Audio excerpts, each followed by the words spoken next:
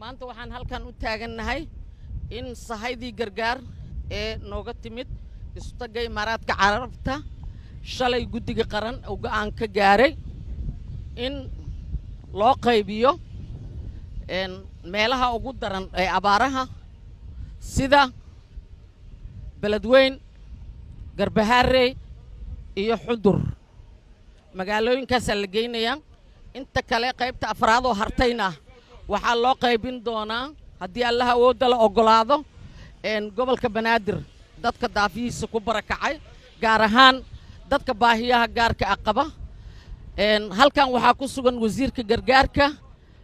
iyo maareynta masiibooyinka dowladda Hirshabeelle iyo agaasimaha guud ee wasaaradda gargaarka ayagaa la wareegaya sidii qaybintii qoondadii dhaqaale ee hore wasiir Cabdimahad uu la wareegay maantana waxaan ku faraxsanahay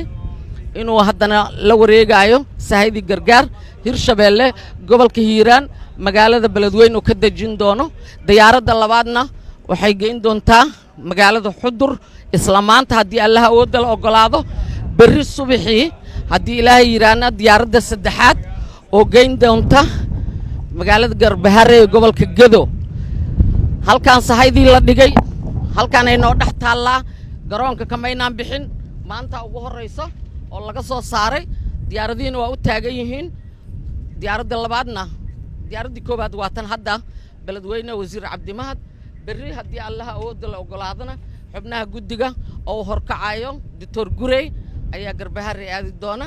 Xudur gelinka dambe oo isla maanta kusoo dhawaada Som TV Soomaali fadlan taageeradiina waxay noo tahay dhiirigelin subscribe saar kanaalka share garay like saar videoga mahadsanid